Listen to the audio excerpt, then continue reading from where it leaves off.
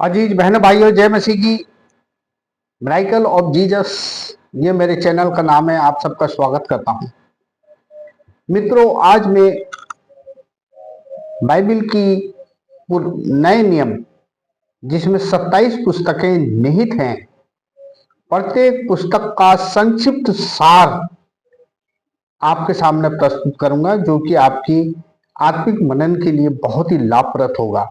आप इस वीडियो को देखेंगे और ये पुस्तक जो जिसका संक्षिप्त सार मैं बताने जा रहा हूं, आप अपने आप ही आपको कॉन्टेक्स्ट हो जाएगा और आपको पता चलेगा कि इस पुस्तक में क्या लिखा है और इस पुस्तक का सार क्या है। आज हम लेंगे मत्ती रची सुसमाचार।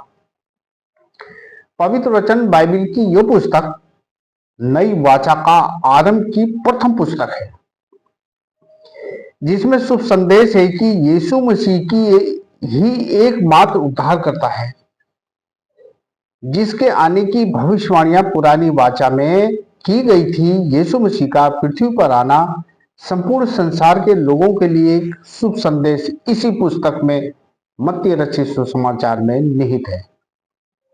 इस पुस्तक में इस्राएल की वंशावलियां तथा दाऊद के घराने के अंतर्गत इब्राहिम से दाऊद तक कुल 14 पीढ़ियां हुई।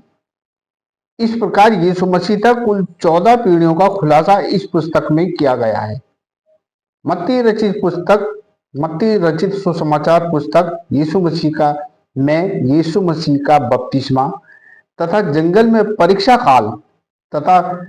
काल के बाद यीशु सामरिया से होते हुए गलील तक की यात्रा और वहां उन्होंने अपने चिन्ह चमत्कार स्वर्गीय साम्राज्य को प्रसारित किया तथा सीधे यरूशलेम तक की यात्रा का वर्णन मत्ती रचित समाचार जो मैं आपके सामने बता रहा हूं इसी में निहित है। सारे सामरिया और गलील में यीशु के चमत्कार तथा उद्धार का संदेश मत्ती रचित सुसमाचार में ही निहित है। क्रूस पर चढ़ाए जाना तथा तीसरे दिन जी उठना इसी पुस्तक में वर्णित है।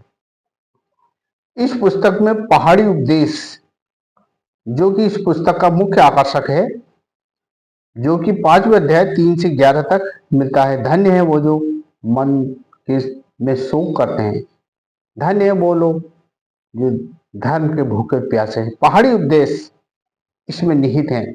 इसके अतिरिक्त खुदावंद यीशु मसीह ने 12 शिष्यों को जो चुना था, इसी पुस्तक में इनका वर्णन मिलता है और उनको प्रशिक्षण दिया गया था प्रचार कार्य के लिए, इसी पुस्तक में निहित है, जो कि अध्याय 10 में प्राप्त होता है। स्वर्गीय राज्य से संबंधित जितने भी दृष्टांत खुदावंद यीशु मसीह ने कहे, इस पुस्तक के 13वें अध्याय में निहित है तथा स्वर्गीय राज्य के पृथ्वी पर आगमन, स्वर्गीय राज्य का पुनः पृथ्वी पर आगमन से संबंधित शिक्षाएं भी इसी पुस्तक में है। यीशु मसीह की सबसे बड़ी आज्ञा जो है वो इसी पुस्तक में के 28वें अध्याय 19वें 20वें पद में है, जहां लिखा है कि तुम जगत के छोर तक जाओ, सुसमाचार सुनाओ, पिता पुत्र पवित्र आत्मा के नाम से बपतिस्मा दो और लोगों को चेले बनाओ, जगत के अंत तक मैं तुम्हारे साथ हूं। इसमें ये सबसे बड़ी आज्ञा दी गई। इस प्रकार मत्ती रचित सुसमाचार का यही संक्षिप्तीकरण है, जो कि 28 अध्यायों में निहित है। आशा है आप लोग इस पुस्तक को इस वीडियो के माध्यम से सुन रहे होंगे तो इस पुस्तक का सार आपकी समझ में आ गया होगा। इसके अतिरिक्त दूसरा पुस्तक जो है सुसमाचार की, मरकुस रचित सुसमाचार, नवीन वाचा का इस पुस्तक में प्रभु यीशु मसीह का सुसमाचार एक अधिकार तथा क्रियाशील व्यक्तित्व के रूप में लेखक ने वर्णित किया है। इस पुस्तक में यीशु ने अधिकार के रूप में दुष्ट आत्माओं को दंडित करने तथा लोगों के पाप क्षमा करने का कार्य तथा पापों से स्वतंत्र करने का कार्य अधिकार के रूप में किया है। इस मरकुस रचित सुसमाचार में इस पुस्तक का सार मैं आपको बता रहा हूं। इस पुस्तक में यीशु मसीह द्वारा किए गए कार्यों का विवरण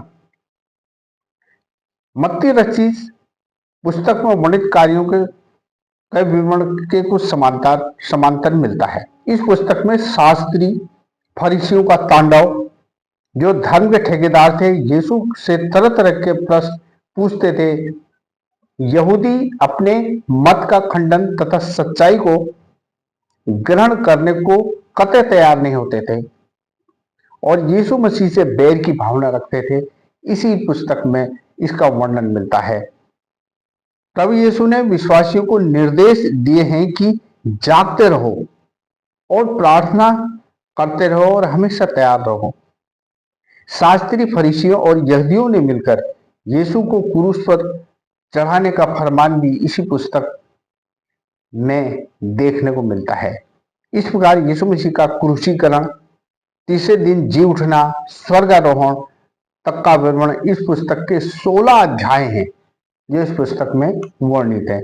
अतः इन दोनों पुस्तकों को, जिस प्रकार से मैं इस वीडियो में आपको इन दोनों मत्ती रचित सुसमाचार और मरकुस रचित सुसमाचार को आपको बताया है, ये संक्षिप्तीकरण इन पुस्तकों को आपके आत्मिक उत्थान के लिए बहुत ही लाभप्रद होगा, क्योंकि आपको इससे पता चलेगा कि इन पुस्तकों का सार क्या है, जिससे कि ये पुस्तकें आप जब इस वीडियो को आप सुन रहे होंगे, ये पुस्तकें आपको कंठस्थ याद हो जाएंगी। मत्ती रचित सुसमाचार और मरकुस रचित सुसमाचार। अतः इसी प्रकार में आने वाले दिनों में इन पुस्तकों को का सार आपके समक्ष प्रस्तुत करूंगा और आप इस वीडियो को ध्यान से सुनना और ये पुस्तक आपको याद हो जाएंगी। कल शेष पुस्तकों का मैं वर्णन करूंगा। मुझे विश्वास है कि आप आत्मिक जीवन में के उत्थान के लिए इन पुस्तकों का मनन करेंगे और ये इस वीडियो को लगातार देखते रहेंगे, जिससे कि ये पुस्तकें आपको कंठस्थ याद हो जाएंगी। और नए नियम की 27 पुस्तकों का अध्ययन में प्रतिदिन सार बताऊंगा और आपको याद होती जाएंगी और आपका आत्मिक जीवन में आपको बड़ा लाभप्रद होगी। मित्रों, आपसे एक निवेदन है कि मेरे इस वीडियो को लाइक और सब्सक्राइब कर दें। मैं आपका बड़ा शुक्रगुजार हुआ। खुदावन आपके साथ हो, आपकी मदद करे, अपना अनुग्रह आप पर करे। प्रभु आपकी हमेशा सहायता करे और विश्वास है कि प्रभु आपके साथ हमेशा रहेगा, आपको ज्ञान, बुद्धि और समझ दे। आज का वीडियो यहीं तक। खुदावन आपके साथ हो। आमीन।